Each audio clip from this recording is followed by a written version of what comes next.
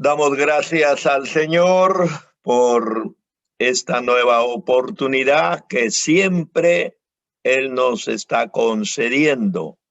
Como decía Lila, hay altos y bajos, conflictos, dolencias como las enfermedades que están azotando a la humanidad. Sin embargo, a pesar de todas estas dificultades, le damos gracias al Señor por estar cerca de Él. Gracias a Dios.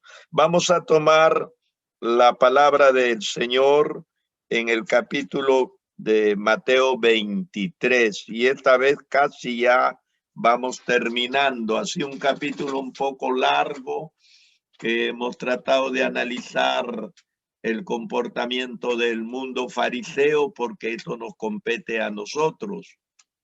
¿Por qué? Porque el Señor Jesús nunca se enfrentó de esa forma, no tan directa, tan confrontativa con los pecadores inmorales, ni siquiera con los publicanos que se les consideraba totalmente traidores. Sin embargo, contra los fariseos, contra los escribas y los sacerdotes, sí.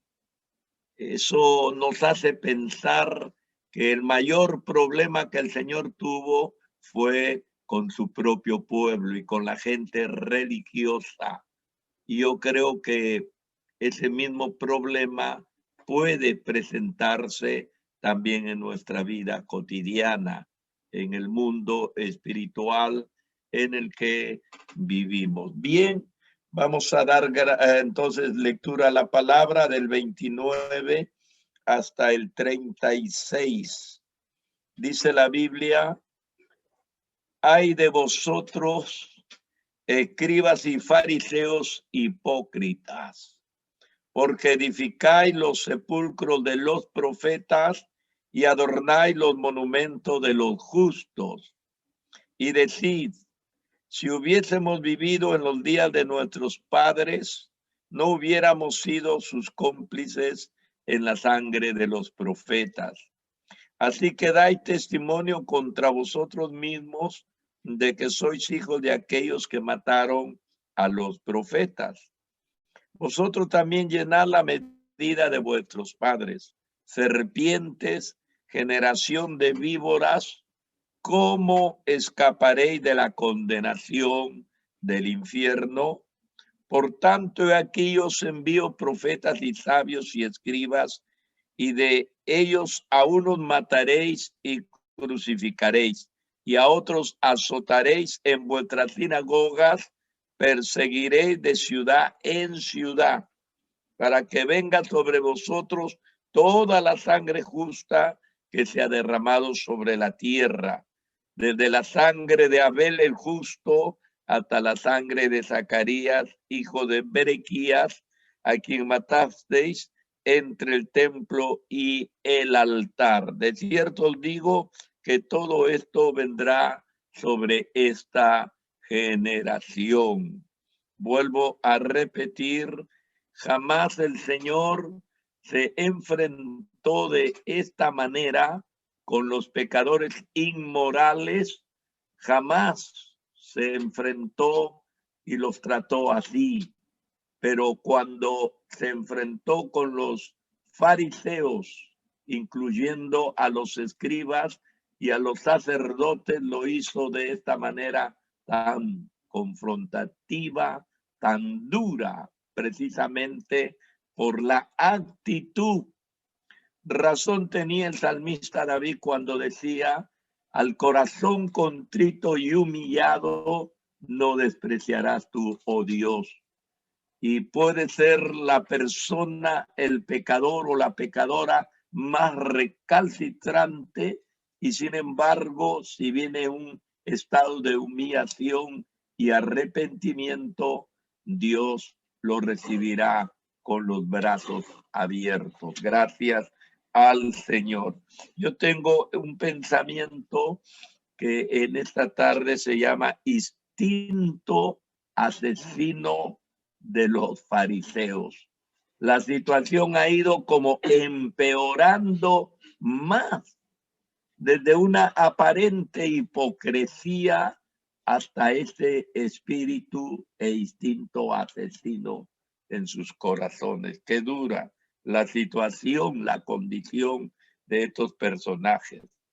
Los escribas y los fariseos, dice el Señor en esta ocasión, mantenían las tumbas de los mártires y embellecían sus monumentos, pretendiendo que si hubieran ellos vivido en aquellos días, no habrían participado en la matanza de los profetas y de los hombres de Dios. Pero eso era precisamente lo que ellos habrían hecho y lo que iban a hacer. O sea, ese espíritu, ese instinto que había en ellos estaba radicado dentro de sus corazones. Ellos no habían superado lo que en la historia se decía sobre sus antecesores. Los escribas y fariseos, ellos pretendían honrar a los profetas del Antiguo Testamento, edificando y reparando sus sepulcros y poniendo adornos en sus monumentos, que nos hace pensar que la historia se repite. ¿Cuántos mártires en la iglesia hay? ¿Y quién eran los que los perseguían? ¿Y quién eran los que los han asesinado? ¿Y quién ha creado este movimiento para destruir a la iglesia del Señor? Los propios religiosos.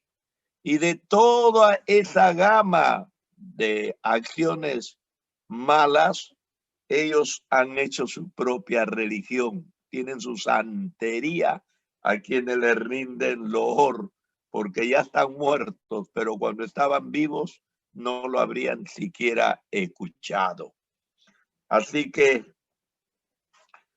ellos pretendían honrar a los profetas del Antiguo Testamento.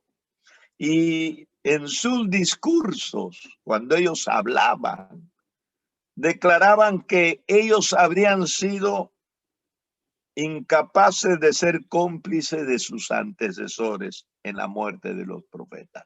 Imposible, decía, no. ¿Cómo es posible que haya habido gente que se haya portado de esta manera con los enviados del Señor? Ellos en sus discursos se halagaban, se sentían defensores y en este momento rendían pleitesía a los hombres que ellos mismos, sus antecesores mismos, y con los mismos instintos criminales de los fariseos presentes en el tiempo de Jesús, habían actuado. Ellos fueron de todas maneras en esta ocasión confrontados por Jesús. Jesús les dijo: así que dais testimonio contra vosotros mismos de que sois hijo de los que mataron a los profetas. Ellos no pudieron romper ni desconocer el nexo que tenían en la historia de aquellos hombres que habían asesinado a muchos profetas y enviados de Dios. Así que el Señor los confronta. Así que ustedes dan testimonio, ustedes mismos. Primero, ellos admitían que sus padres, de los que ellos se sentían descendientes directos, habían derramado la sangre de los profetas. Sin embargo, Jesús empleaba la palabra hijos, no haciéndoles ver a ellos que verdaderamente ellos eran hijos biológicos de aquellos que habían asesinado en la antigüedad a los profetas, sino en el sentido de personas con las mismas características. Ah, no, el Señor no dice, ustedes son hijos de ellos, no. No pensando en un nexo biológico, no. Descendencia directa, consanguínea, no. El Señor lo que estaba pensando es que ellos estaban portando igual que los que habían matado a los profetas.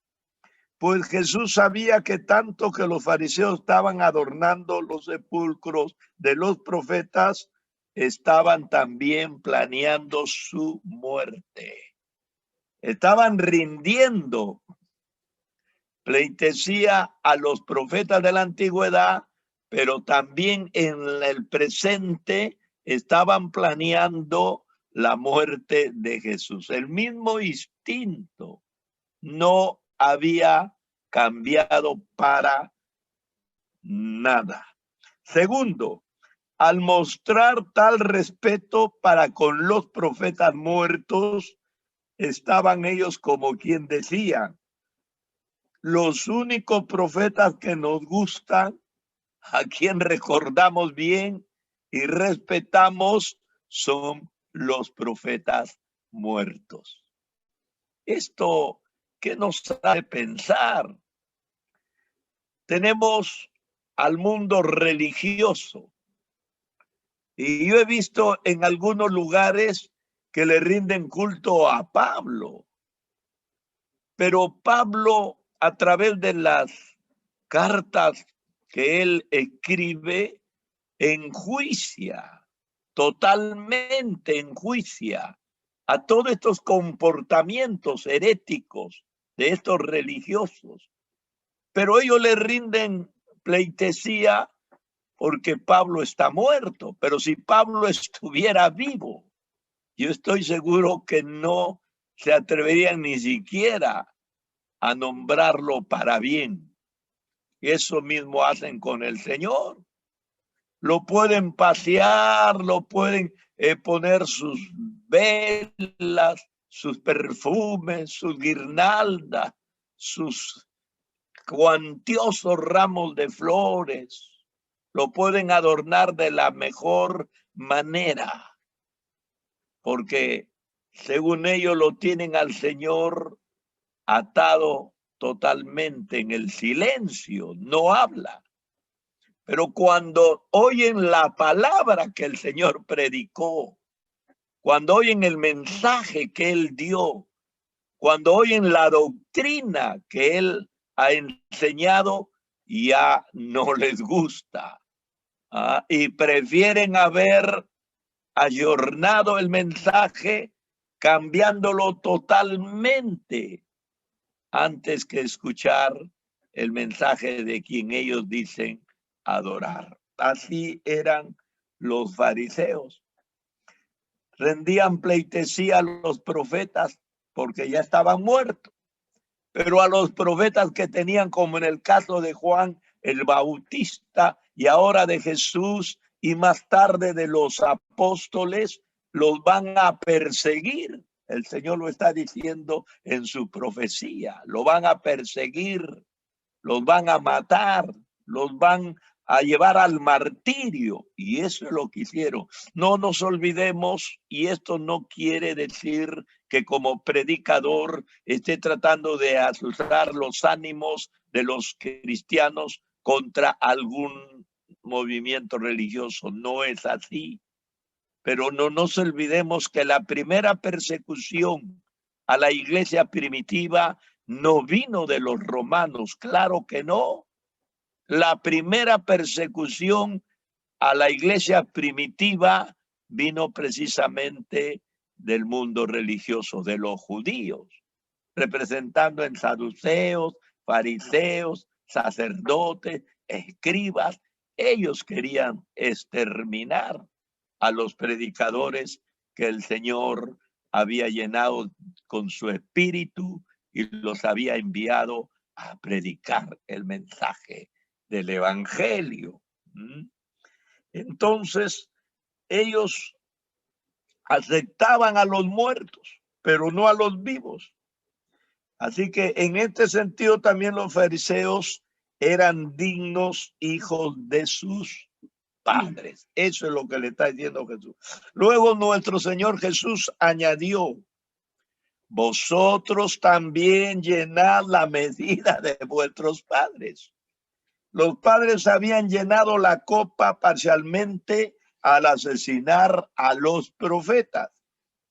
Los escribas y fariseos pronto llenarían hasta el borde de esta copa al dar muerte al Señor Jesús y sus seguidores, llevando así una terrible culminación de lo que sus padres habían comenzado. Así que al llegar a este punto, la confrontación de Cristo, el Señor termina con estas aterradoras palabras. Serpientes. ¿A quién le está diciendo? Generación de víboras. ¿A quién le está diciendo? ¿Cómo escaparéis de la condenación del infierno? Dígame, ¿cómo van a poder escapar? Bien, el Señor en este momento, con esta atronadora declaración y confrontación al mundo fariseo, el Señor está mostrando amor y justicia al mismo tiempo.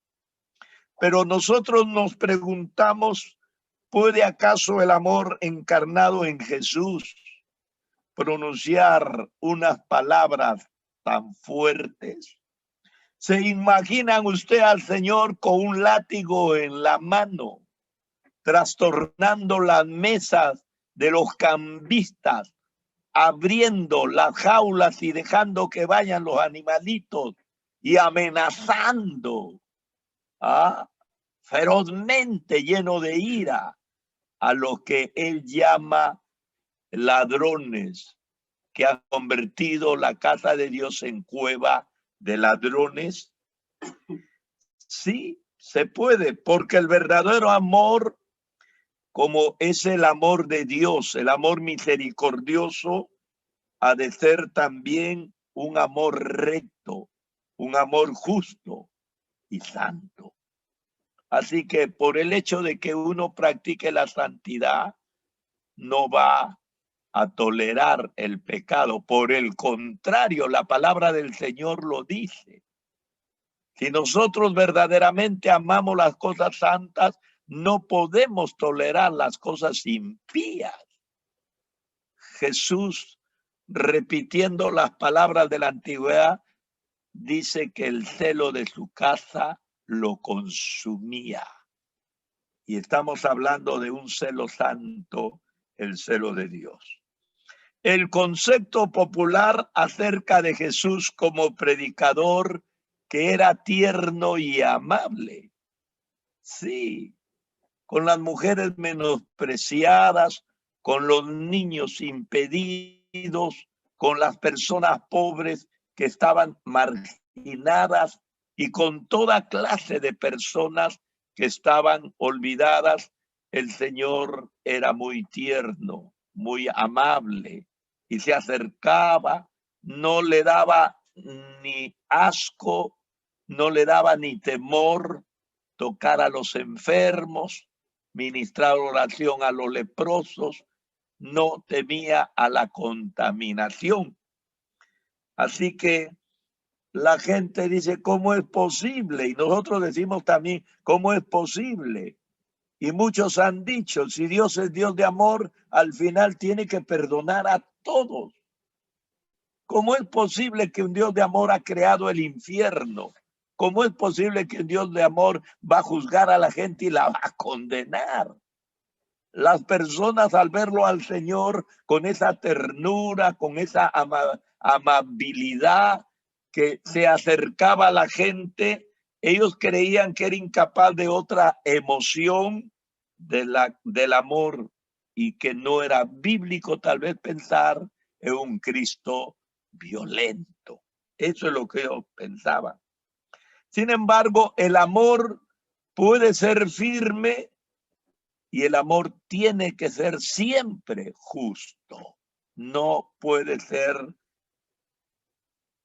alguien que apoye, que soslaye, que trata de cubrir el pecado, no, no como dicen, cubriendo multitud de pecados, como dice la Biblia, sino cubrir, no como quien espía, sino como quien clandestinamente lo tapa para que la gente no se dé cuenta, lo cubre para que no se dé cuenta, simula para que no se dé cuenta. No hace Dios eso.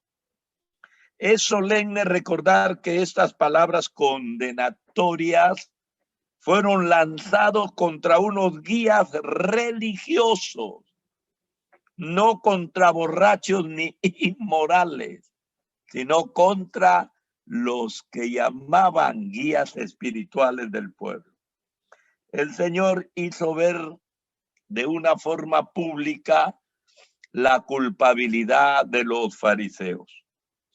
Jesús no solo previó su propia muerte, que anticipó, 3 veces lo había anunciado a sus discípulos, sino que les comunicó de la forma a los escribas y fariseos que ellos asesinarían a algunos de los mensajeros que él enviaría, a profetas, a sabios y escribas. Y usted recuerda ese pasaje cuando el Señor llora mirando a Jerusalén, porque mata a profetas y a los que han sido enviados. Y él ha querido salvar, proteger a Jerusalén. Inclusive hay una réplica de Jerusalén en las alturas y al final Jerusalén del cielo descenderá como un modelo de ciudad transformada, purificada, santificada por nuestro Creador. Algunos que escapasen al martirio serían azotados en la sinagoga, lo dijo el Señor, y serían perseguidos de ciudad en ciudad.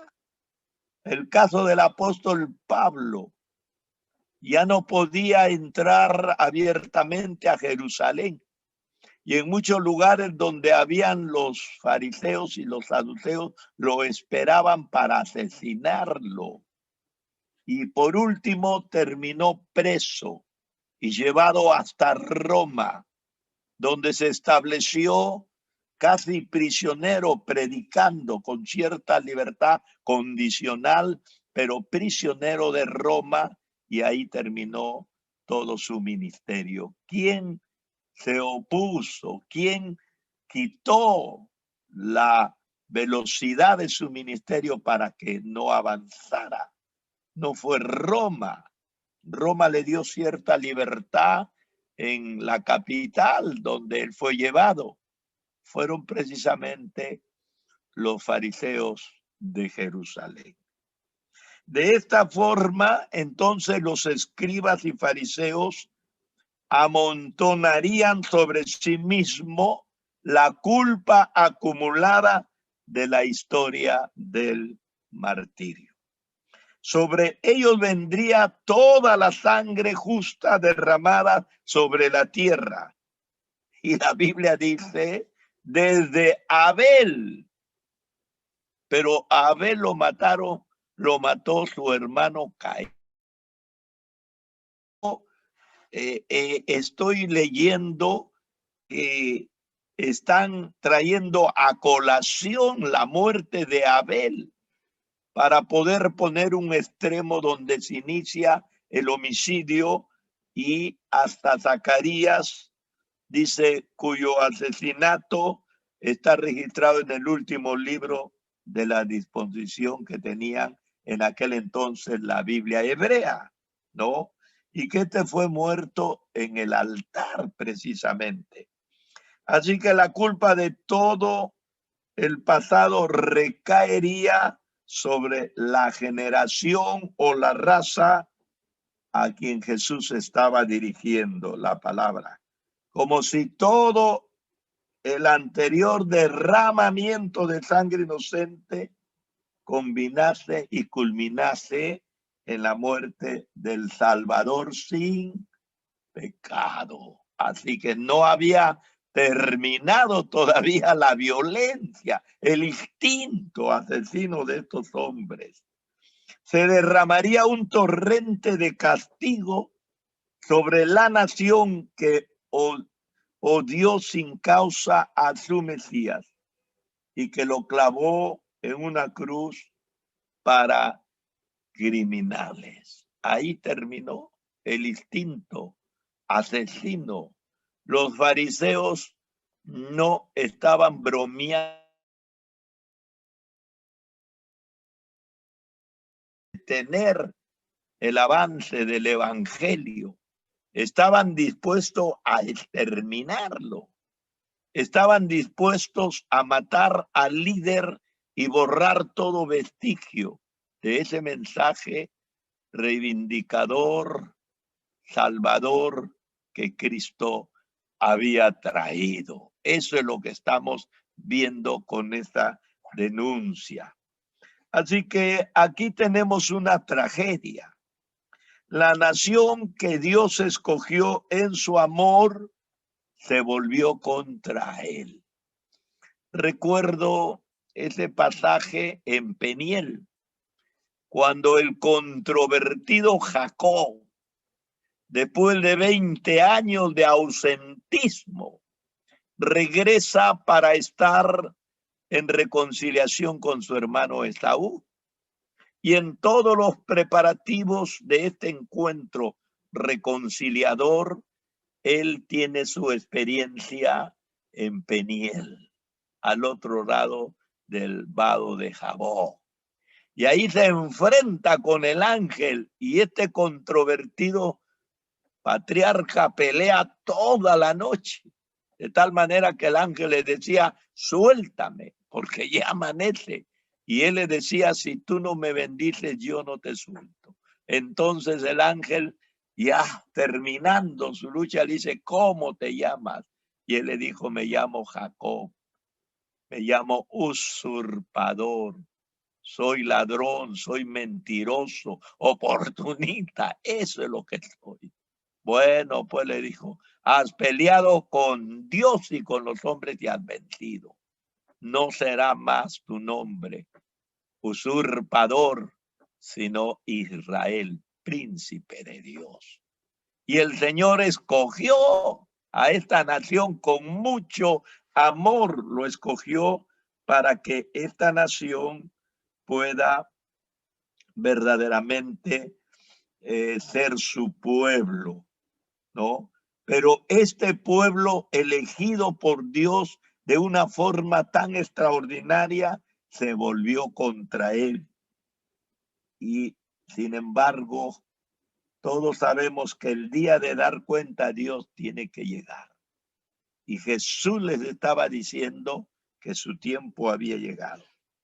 Esto nos hace pensar cuando la historia nos juzgue. ¿Será su veredicto lo que hemos sido en una ayuda a la obra del Señor o un obstáculo a Dios? Usted y yo lo sabremos. Verdaderamente hemos ayudado a la extensión del Evangelio. Hemos luchado para que la palabra de Dios corra, para que la imagen de Cristo pueda ser reconocida y aceptada por millones. Verdaderamente hemos ayudado a extender el Evangelio o hemos sido piedra de tropiezo y hemos oscurecido el testimonio del Señor. Esa es una buena pregunta que cada persona y cada nación que se cree cristiana, que se cree religiosa, puede contestarse para sí mismo. ¿Estamos o hemos contribuido al extendimiento de la obra o dentro del campo religioso, dentro del mundo sectarista y denominacional, nos hemos enquistado como una rémora o como una piedra de tropiezo y en lugar de dejar que el evangelio corra, lo estamos deteniendo? No se olvide, Si me habla o hablamos de santidad externa o de una santidad religiosa, usted y yo no le llegamos ni a las sandalias de los fariseos. Pero el Señor dice que nuestra justicia tiene que ser superior a la de ellos si queremos verdaderamente agradar a Dios. Dios nos bendiga, Dios nos bendiga. Prácticamente estoy terminando, solo queda un pasaje donde Jesús comenta sobre Jerusalén por este comportamiento y luego vamos a entrar al capítulo 24. Hemos resumido todo este capítulo de una forma amplia, haciendo notar cada párrafo sobre el comportamiento de una secta que era la más importante en el tiempo de Jesús y que debería ser el vehículo, así como lo oye, para que el evangelio se extendiera. Usted se imagina lo que habría sido el evangelio, lo hubiera propalado, lo hubiera dejado que corra, establecido de una forma tan, pero tan espiritual. Yo creo que el mundo espiritual sería diferente. De todas maneras, el programa de Dios se está cumpliendo en medio de tanta contradicción, en medio de tanto enfrentamiento. Pero como dice la Biblia, el cielo y la tierra pasarán, pero las palabras del Señor no.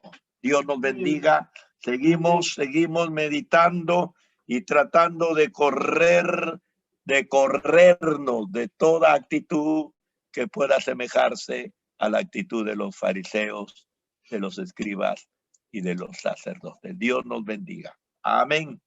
Bien, vamos a terminar entonces.